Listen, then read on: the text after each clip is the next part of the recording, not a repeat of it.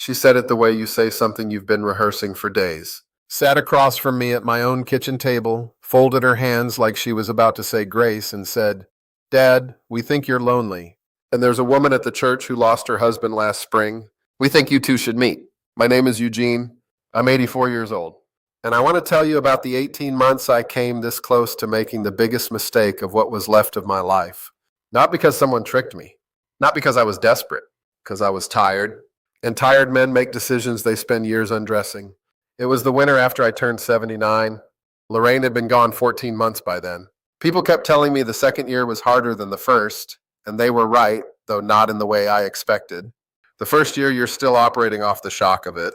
Arrangements, paperwork, the business of someone's absence. You're busy grieving the way a man like me grieves by doing things, fixing things, handling things.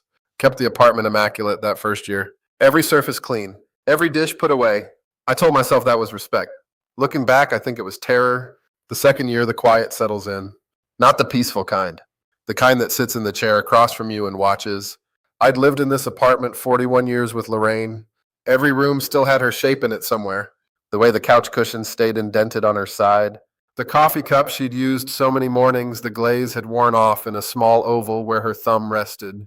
I didn't move these things. Didn't throw them away. I just learned to walk around them the way you walk around furniture in the dark. That's when my daughter Renee started calling more often. Then Marcus. Then eventually all of them, in their gentle, coordinated way, began arriving at the same conclusion and bringing it to me like a gift I hadn't asked for. You shouldn't be alone, Dad. There are good women out there. Mom would want you to be happy. I didn't argue. I'd been a man who didn't argue unless he had to, and this didn't seem worth the trouble. I nodded, said in the right places. And quietly, the way water gets into a foundation, the idea started seeping in. Maybe they were right. Maybe living alone at 79 was a thing to be fixed. Her name was Yvonne, 68 years old, widowed 3 years prior, well-dressed, soft-spoken. She had the kind of steadiness that comes from having survived something hard without losing your shape. We met at a reception after Sunday service. She was standing near the window holding a small plate of food she wasn't eating. I recognized that stance immediately, the performance of being fine. I'd given that performance for 40 years. I said something about the weather. She laughed briefly like it surprised her. We talked for maybe 12 minutes before someone interrupted us. That was enough for Renee to call me that evening and say, "So, how was it?" I told her it was fine. Renee heard what she wanted to hear. The coffees became dinners. The dinners became regular. Yvonne was easy company. She didn't require much, didn't push for more than I offered, and she had a sharp, quiet humor that reminded me a little of my sister Denise.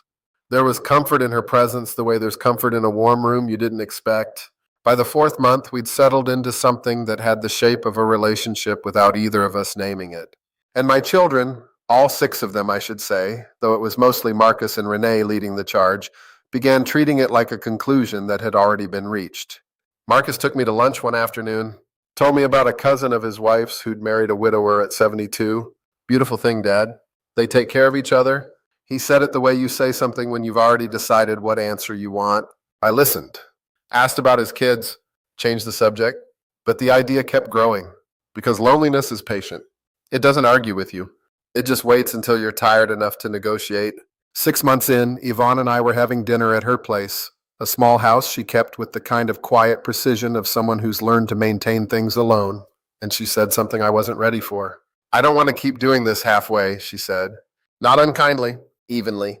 Like a woman who has learned to say the true thing without drama. I asked her what she meant. "I'm 68, she said. "I don't have the patience for something that doesn't know what it is." I drove home that night and sat in my kitchen for a long time. The apartment felt smaller than usual. The quiet was doing its thing. I thought about what it would mean, practically, financially, personally, and I realized I hadn't actually thought about any of it. I'd been reacting, drifting, letting other people's comfort with the idea substitute for my own thinking. That's when I started asking questions I should have asked months earlier. The first question landed hard. I called my nephew Robert, who handles property law, not to alarm him, just to ask, casually, as if it were hypothetical, what happens to a man's assets when he remarries in his late 70s? He was quiet for a moment. Then he said, "Uncle Gene, you got something going on?" I told him I was asking for a friend. He didn't believe me, but he answered anyway. If you remarry, your spouse becomes your legal next of kin, supersedes your children in most estate decisions. Your will can be challenged. Spousal rights are strong. Courts favor them. He told me about a man he'd worked with, widower, remarried at 74. His 3 adult children from the first marriage had been named in a will that seemed airtight. When he died 2 years later, his new wife contested.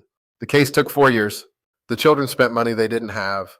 They got some of it, but not what their father intended, and the relationship between the new wife's family and his children never recovered. It happens more than people think, Robert said, especially when there's property involved, and especially when the marriage is short. Nobody thinks about this when they're in the feeling of it. I hung up and sat with that for a while. I had 6 children, 10 grandchildren. Lorraine and I had spent 46 years building something, not a fortune, nothing like that, but a house that's paid for. Some savings, things I'd always assumed would go to the people whose names I could name without looking at a list. I hadn't once considered that a marriage license could redirect all of it. Not out of malice, just out of law. The second question was harder to ask because it was about me, not money. I started paying attention to what I did differently when Yvonne and I were spending more time together. Not in any dramatic way. Small things.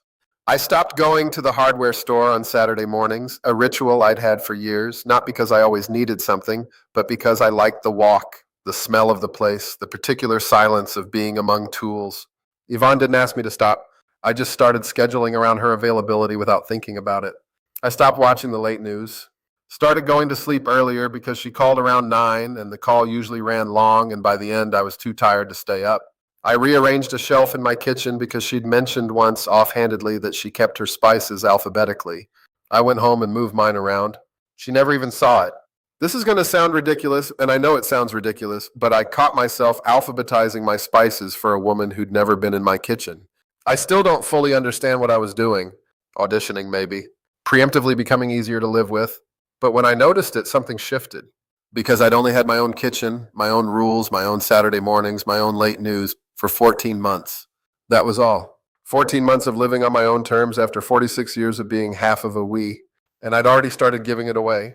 Not because Yvonne asked me to, because I'd been trained for 50 years to accommodate, adjust, make myself fit.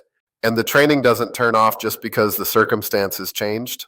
I thought about my friend Harold, remarried at 72. Nice woman. Seemed happy at first. About a year in, I ran into him at the barber, and he had the look of a man who was managing something he hadn't planned for. I asked how he was doing. Good, he said. Then she's a good woman. She just worries. Wants to know where I am. Gets upset when I make plans without checking first. He laughed when he said it, but the laugh was too quick. I thought I was getting a partner, he said. Turns out I got a schedule. He was 73 years old, and he was back to justifying his own movements to another person. Not out of cruelty on her part. Just out of the natural gravity of marriage, the way 2 lives have to orbit each other whether they mean to or not. I drove home from that barbershop and thought about what I would lose. Not what I would gain. Everyone always thinks about what they'll gain. I thought about Saturday mornings. Late news. The spices in my own order. The silence that had taken me a long time to stop fighting and finally learn to inhabit. The third question came from a conversation I didn't want to have. My youngest, Naomi, the one who is always named the thing everyone else is pretending not to see, called me on a Thursday night. No preamble. Dad, what happens to the apartment if you get married? I told her it was still my apartment. Legally, she said. I was quiet. I talked to someone, she said, at her job. A lawyer friend. She said if you remarry and then one of you dies, the surviving spouse has rights that can override whatever the will says. She said she sees it all the time with second marriages. The kids from the first marriage end up fighting in court. I asked her why she was bringing this to me now. And she said something I didn't expect. Because I'm not worried about the money, Dad. I'm worried about you. I'm worried you're doing this because you're lonely and we made you feel like lonely was something to fix. And if you love her, that's different. But if you're doing it because we pushed you toward it, I need you to know that you don't have to. Naomi has always been the one who cries when she's angry and gets angry when she's scared. She's been that way since she was a girl. I didn't always know what to do with it. That night I knew exactly what to do with it. I said, I hear you. And I meant it. After I hung up with Naomi, I didn't sleep. Sat in the chair by the window, the one that faces the street, and let the city be quiet around me for a few hours. The fourth thing I'd been avoiding thinking about announced itself somewhere around 2 a.m. My old friend Curtis. We'd worked together years ago, maintenance and facilities, the kind of men who solved problems with their hands and didn't make speeches about it. Curtis remarried at 71. His new wife, a woman named Deb, was 66. Healthy, active. By the time Curtis was 74, Deb had been diagnosed with a progressive illness. By 76, Curtis was the primary caregiver, full time. Medications, appointments, meals, assistance with things neither of them had ever discussed needing to help with. I went to see him once, brought food from a place he used to like. He answered the door looking like a man who'd been carrying something heavy for so long he'd forgotten what his posture used to feel like. "She's having a rough week," he said. We sat in the kitchen and talked about everything except what we were actually talking about. Before I left, he walked me to the door, stood there for a moment. "I love her," he said. "I want you to know that. I'd do it all again." But his eyes said something his voice didn't. They said, "I didn't know this was in the contract." Neither of us over 60 thinks clearly about how fast health can change. You think you're joining a partnership. You don't think you might be signing up for years of caregiving. And statistically, I learned this later from Robert's wife who works in elder care, it's almost always the woman who ends up as caregiver when a husband gets sick, and almost always the man who gets care when a wife does. I had given Lorraine that care at the end, 2 years of it. Watching someone you love become someone who needs you in a completely different way. It is the most exhausting and the most sacred thing I have ever done. I knew, sitting by that window at 2 in the morning, that I did not have it in me to do it again. Not at 79, and if that was selfish, then I was going to be selfish. The fifth thing was the quietest and the most honest. I asked myself, sitting in that chair with the city dark outside, a simple question. Why am I doing this? Not why might this be good? Not what would people think? Not what would make my children comfortable? Why am I actually doing this? And the answer, when I let it come without dressing it up, was not love. It wasn't even loneliness exactly. It was because I had been taught, somewhere deep in my forming, that a man my age living alone was a problem to be solved.